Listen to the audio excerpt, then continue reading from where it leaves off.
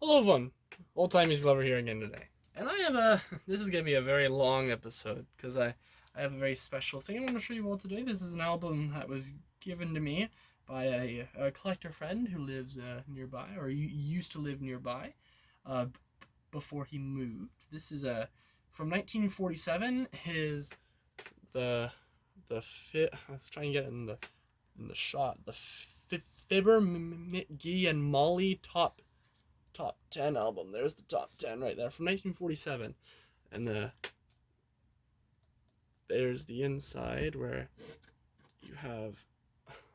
Give me 1 second, guys. Just gonna. Ooh, boom. All right. There's the inside of the album. There is the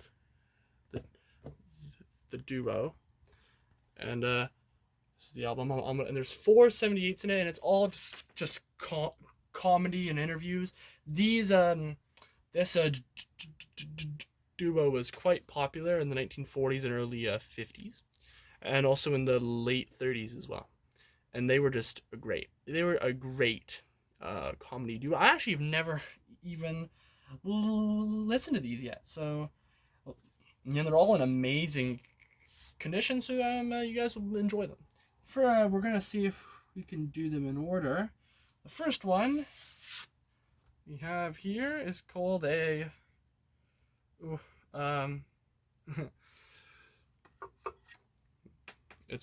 All Greek by Fibber McGee and Molly. And I hope you guys enjoy it, and let's take a listen to, let me just adjust the zoom. There you go, that's good. Hope you guys enjoy it, and let's take a listen to Fibber McGee and Molly. It's All Greek.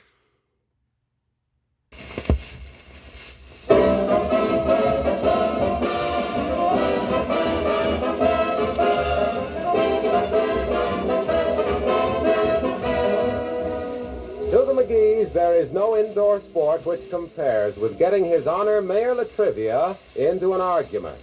As Molly says, he turns such pretty colors. Listen to them leading him into one right now. You say you're on your way to a college reunion, Latriv? Yes? Going to see all the boys you used to play football with, I presume? I was not much of an athlete in college. I specialized in lit. Did they ever catch on? Catch on to what? You being lit. You're deliberately distorting my remarks. Ooh. I was referring to my literary activities in college. Activities, I might add, which earned me a Phi Beta Kappa key. Oh, really, Mr. Mayor? May we see it? Unfortunately, I lost it. It was just the one key or the whole key ring? Just my Phi Beta Kappa key. It was pinned to my vest. Pinned on your vest? Well, that's an odd place to carry a key. Where do you carry your money? Knotted into your hanky? Let's be sensible. A Phi Beta key is usually pinned on the vest. What was it a key to, Latriv? It wasn't a key to anything. It was a symbol of my membership in the honorary scholastic fraternity Phi Beta Kappa. Oh, of course, the key to the fraternity house. At first I didn't realize... It was not a key to a house. It had no value except a sentimental one. It's a small pin about a half-inch in length. A pin? You mean the key was pinned on with a pin? No, the pin is the key. The pin? I mean, the key is the pin. It is a pin in the shape of a key. It's really a pin. Maybe I better make the mayor a cup of tea, McGee. He seems a little upset. No, I don't want a cup of tea. Huh? A cup of tea. I just want to find my key pin. The pin key. I mean that I've got to... No. Take it easy, Latriv. Relax. My gosh, if you got to unpin the thing every time you want to unlock the clubhouse door... The clubhouse has no door. There is no clubhouse. The key doesn't unlock anything because it isn't a key. It's a pin. I just wear it. Why? Because I belong to Phi Beta Kappa. Then why don't they give you a little button that says so? Because I want the Phi Beta movement. The Beta Kappa Kappa. I'm stuck with it. You didn't.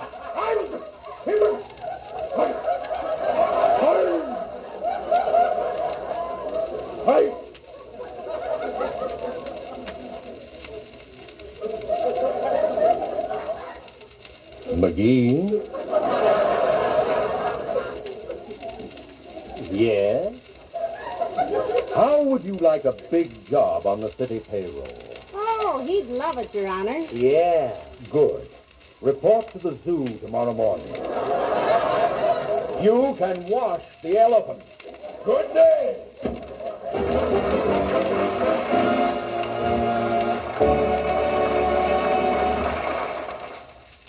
A Visit to the Dairy, Part 1.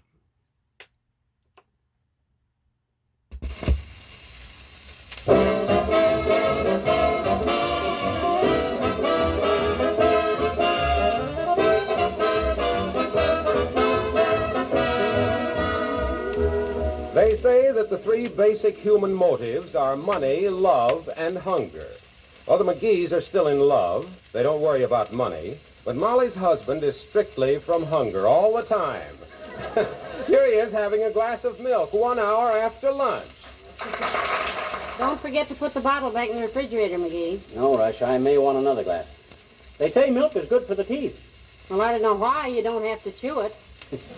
No, Hey, did you ever read this stuff on the side of the bottle? No, I only read the cap, like a girl looking over her shoulder at a sailor. Huh? To see if it's going to be fresh. What does the cap say? It says you're cordially invited to visit the beautiful sanitary Wistful Vista Dairy.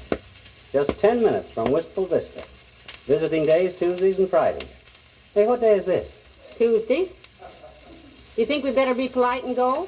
What do you mean, polite? Well, we've been taking milk from them 4 days a week for 8 years. Yeah? 3 bottles a day. An invitation on every bottle. Yeah? 4 times 8 times 52 times 3 is 4,992 invitations. Oh, quick. You know, it's pretty rude to ignore an invitation that long. Oh, I don't know. Just because you buy a wool sweater, you don't have to go shake hands with the sheep. But if you want to go, Snooky, let's go.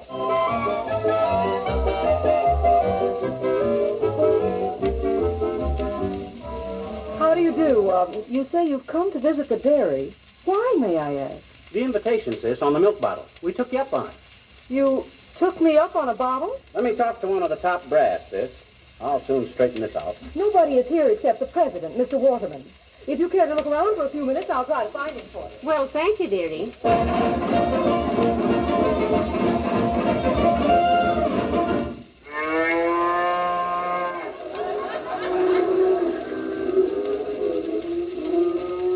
Wonderful looking bunch of cows, isn't it, Molly? Look at that one there. That red one. That's a Jersey, isn't it? No. The red ones are Poland China. The black and white ones are Wyandottes, and the Holsteins are Black Angus. The big ones are called heifers, and the little ones are steers.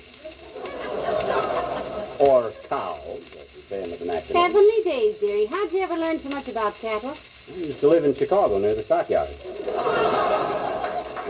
You learn a lot about animals there, when the wind is right. But that cow over there, that's as fine an example of cowhood as I ever saw. Yeah? Look at that intelligent head, that soft brown eye, that straight line of the back. Oh, what an animal. Hey, Bud. Yes, sir? What kind of a cow is that in the fourth stall over there? That is Gertrude, sir, one of our delivery horses.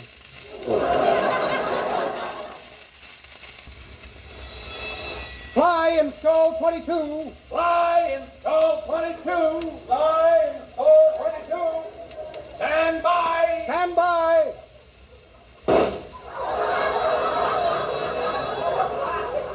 All clear. All clear. All clear.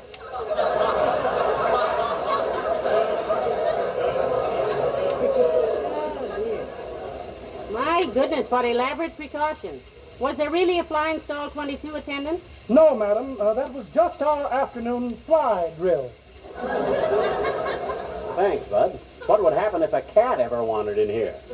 That could never happen, sir. No? We have an electric eye at all entrances to intercept cats. Oh, I see. Given a mild electric shock, automatically picked up and placed on a chute and slid down to a street level where they are given 2 sardines and handed over to the Humane Society.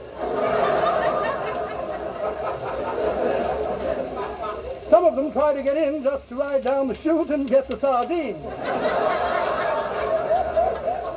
Now, if you'll excuse me, sir, I must give some of the cows their sun lamp.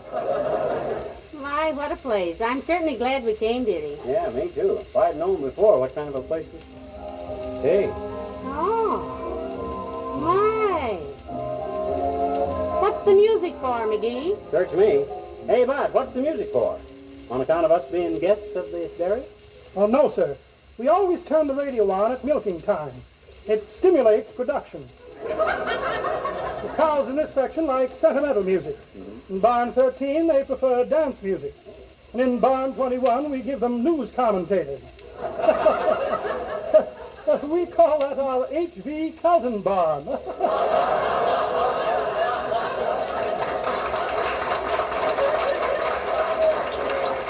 Well, isn't that interesting? What do you give the calves, the quiz kids? Boy, they sure got things worked out around here. I never thought such a Here place... they are, Mr. Waterman. I beg your pardon, but I don't believe I got your name. Mr. and Mrs. Fibber McGee. Oh, thank you. Mr. and Mrs. McGee, allow me to present the president of the Wistful Vista Dairy, Mr. Waterman. Hi, Bud. How do you do, I'm sure? Oh, how do you do? Is it true what my secretary tells me, that you came all the way out here because of that? That invitation printed on our box?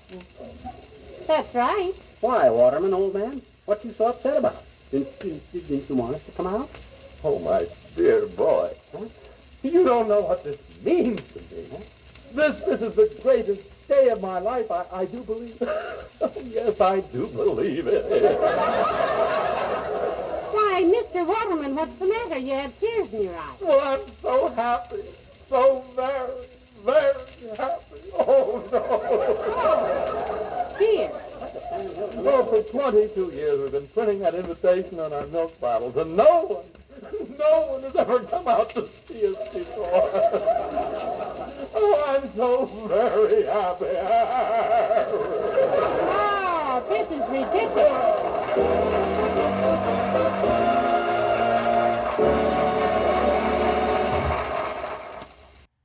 A fascination hunk of natural history.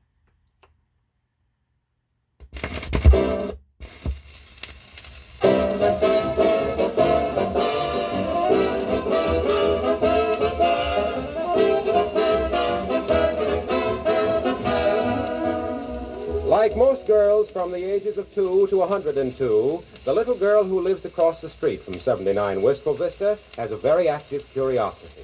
Her name is Teeny, and she's talking to Mr. McGee. What you got in the paper bag, mister? Candy, mister? Can I have a piece? Can I have a piece?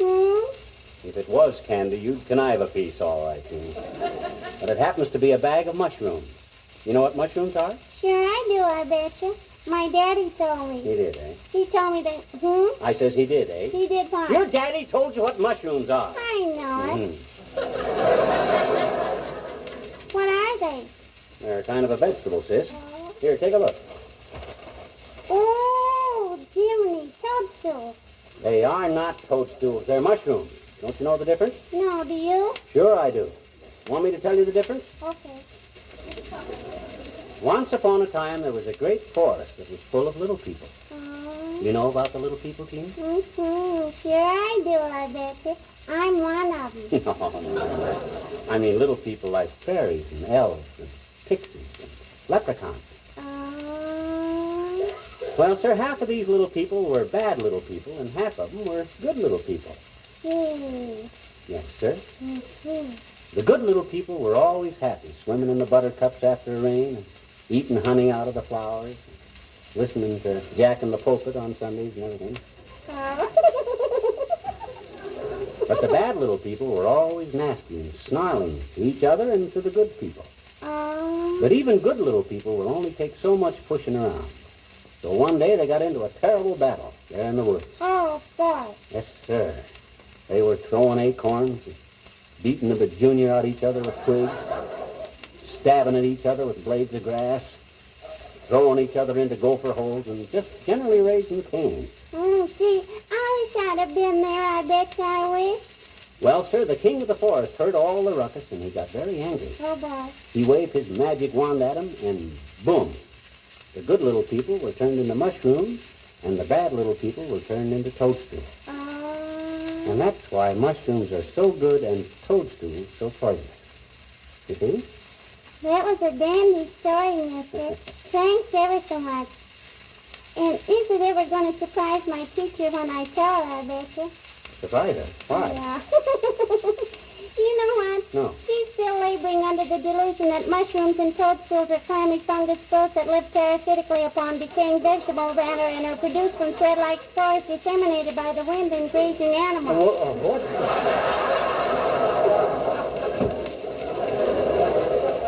Little people. Ta-ta. I still think that kid's a midget.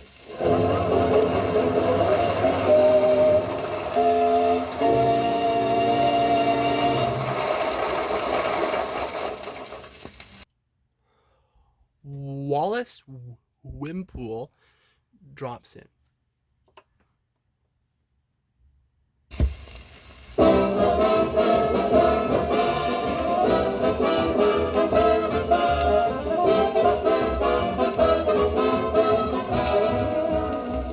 Maybe it's just a contrast to their own peaceful home life, but the McGees of Wistful Vista are always glad to have a visit from Wallace Wimple, bruises and all. That's Wallace ringing the doorbell now. Come in. Oh, it's Wallace Wimple. Hi, Wimple, man. Hello, Mr. Wimple. Hello, folks. Won't you have a cup of tea, Mr. Wimple? Oh, no, thank you, Mrs. McGee. I find that tea stimulates me too much. Tea does? Yes. 3 or 4 cups of strong tea, and I simply am not accountable for what I do. Well, say, that's very interesting, Mr. Wimple. How does it affect you? Well, last night I was in a kind of a I-don't-care mood, and I made myself some tea.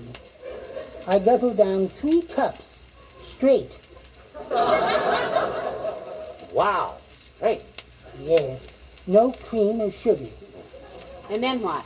Then I picked up a can of caviar that said, keep in a cool place, and deliberately set it right on the stove. Sometimes I hate myself for losing control like that. What was the caviar for, Wimp? Celebrating something? My birthday, Mr. McGee. Oh. Sweetie Face, that's my big old wife, threw a little party. Was it fun, Mr. Wimple? Oh, no, not much. I was the little party she threw. Right out the window. I never met your wife, Wimp, but from all you've said about her, I don't know how you stand the treatment she gives you. Oh, I guess you can get used to anything, Mr. McGee. It started right from the beginning. Yeah. She slugged me the day we got married, when I overpaid the justice of the peace. Not really. How much did you pay him? Oh, I don't remember exactly. But if it was only 30 cents, he was overpaid. If you'll take my advice, Wimp, and I doubt if you ever do, you'll surprise her sometime and act like a caveman. Oh, I do now, Mr. McGee. I do, actually. No. Yes. Every time Sweetie Face looks at me, I cave right in. Well, I guess I'd better be going, folks. In a hurry, Wimp? Yes. Sweetie Face went out for a bicycle ride, and I'm curious to know what happened. Well, what'd you expect to happen? Well, I hardly know, Mrs. McGee. I suppose it was pretty mischievous of me, but I told her there was a new law for bicycle riding. What new law? I told her people on bicycles were supposed to ride exactly on the white line in the middle of the road. Heavenly days, Mr. Wimple. That's awful. She's bound to get hit by a truck or something. Yes. Well, goodbye now.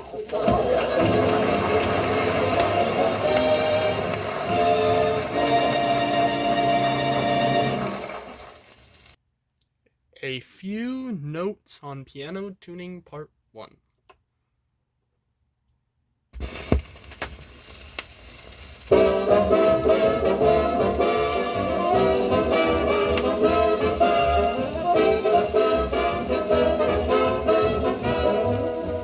Mrs. McGee of 79 Wistful Vista has just had a shock. Her husband has just announced that he is going to tune the piano. If you think you can take it, just listen. But, McGee, you don't know anything about tuning a piano. If it needs tuning, get Mr. Highmiller, the piano tuner. What do you mean, if it needs tuning? I'd like to be collecting rent from all the flats in this thing. Well, then call Mr. Highmiller. That isn't necessary. I got a wrench and pliers right here, haven't I? All you got to do is turn the knobs till the key sounds right. I've watched Highmiller do it 100 times. All right. Go ahead and tune the piano. Betcha. We can always fill it full of dirt and plant nasturtiums in it. Maybe you don't think it needs tuning, kiddo. Just listen to this. Now try it without the cigar in your hand. I was wrong. It sounds better with the cigar. Wait till I get through with it. First, I sound A on my pitch pipe. And I sound the A key on the piano. That's not A. It certainly is. A is the first letter of the alphabet, and I'm sounding the first note on the piano. Well, you're right, it is. But I must say you get more right answers by the wrong methods than anybody I know. Well, be that as it may or may not be or not, I got to get busy. You see these square knobs inside here? All you got to do is put a wrench on them and twist it till the note sounds right. Like this.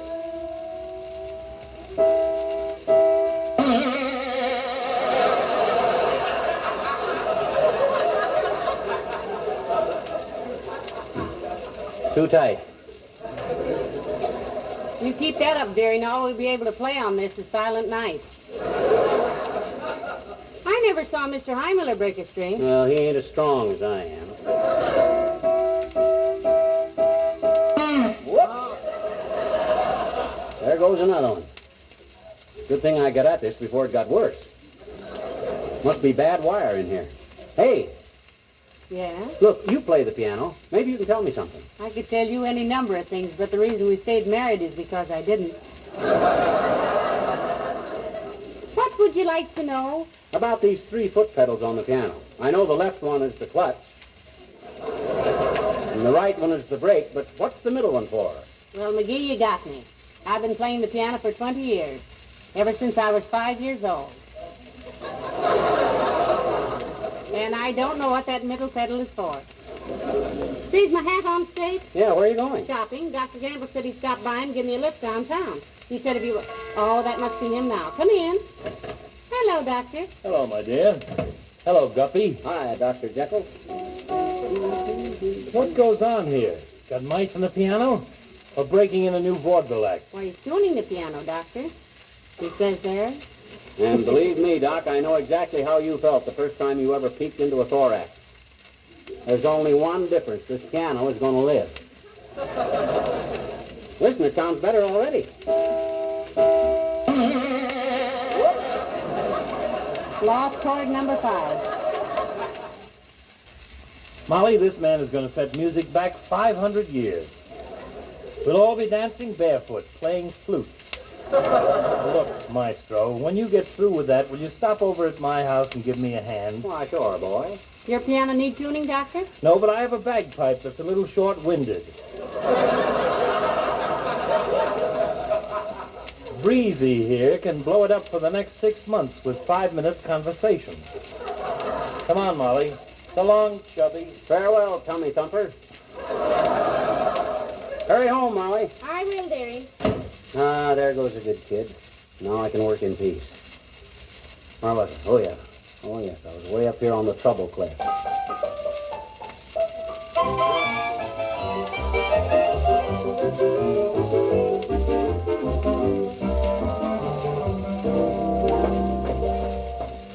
Oh, thanks for the lift, Doctor. Sorry you can't stay for dinner. I'm sorry, too, Molly. See you both later. Oh, dear. I'm almost afraid to Hey, look. Molly. Molly, is that you? Yes, dearie. Is everything all right? Yeah, but don't come in yet. I didn't expect you. I got a little surprise for you. Oh, okay, come on in. Oh, what is it, McGee? Oh, nothing really. I just wanted to get the top back on the piano and get it dusted off. That's all. The piano. McGee, did you, what did you... Now, like I said, Snooky, all tuned. Sweet as a nut. As soon as you hang your coat up and hat, come back downstairs and try it. Well, I'll try it right now, this very minute. And do I dread it. Go ahead. Oh, McGee, that's wonderful. Oh, shucks, it's nothing that any red-blooded American boy couldn't have done.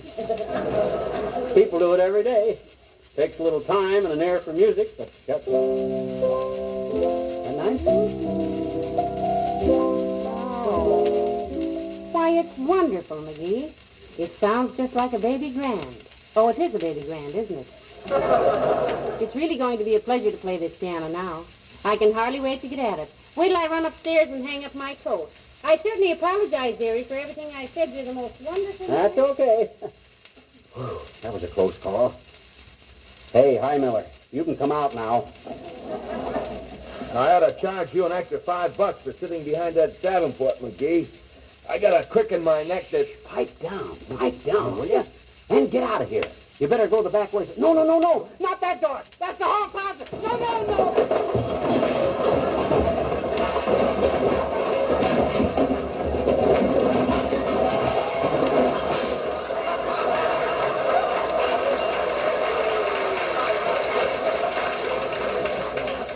Yeah, I'm sorry, McGee. I didn't realize it. Eat it, will you, High Miller? Quick, out that way. And much obliged. Oh, phew. Oh, well, looks like I got away with it. Hey, Molly, don't you want to try the piano some more?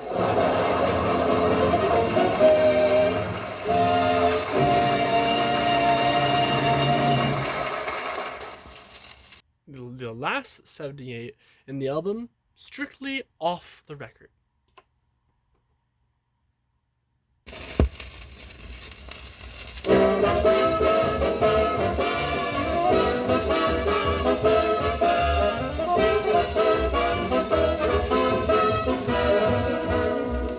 Mr. Fibber McGee has quite a reputation among himself as a handyman and general fixer.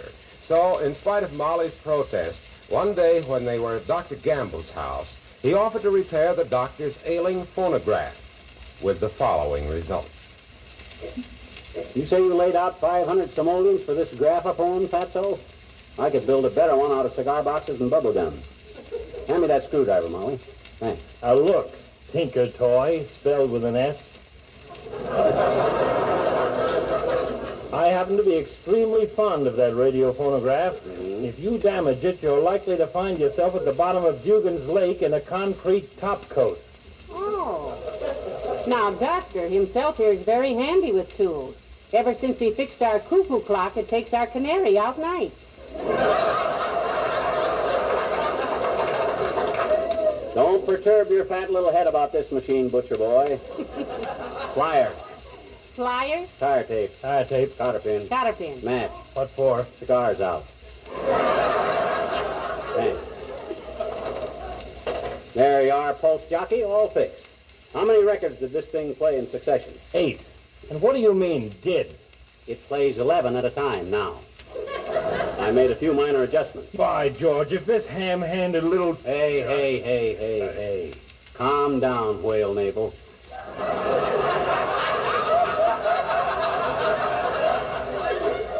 Put a stack of records on it and try it out. You got a surprise coming. Mm-hmm. All right, and it better be good. I haven't a record in the house that cost me less than $3. See. Oh, there we are. The Grand Canyon Suite. Now, a new needle. Why don't you use old hypo needles in it, Doc? In case somebody gets ill besides Provitor.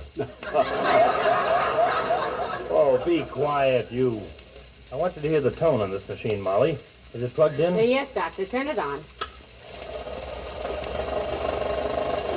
What's that noise? Grand Canyon Suite, you say? There must be a landslide. Hey! Oh, heavenly days. Look, it's rocking back and forth. McGee, it's you. Oh, look out! Look out, it's going to throw a record! Oh, dear. Here, boys, under the table with me. Hey, reach in and shut it off, Doc. I tried to, it won't shut off. You try it. It ain't mad at you, it's mad at me.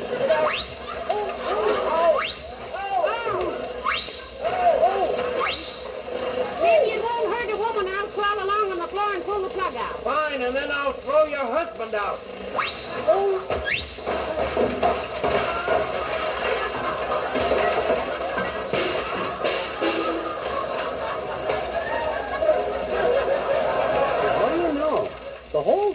fell apart. I'll go home and get some more. Hey, you come back here, you little rat. You know, Doctor, I would have sworn you had blue eyes. They're really red, aren't they?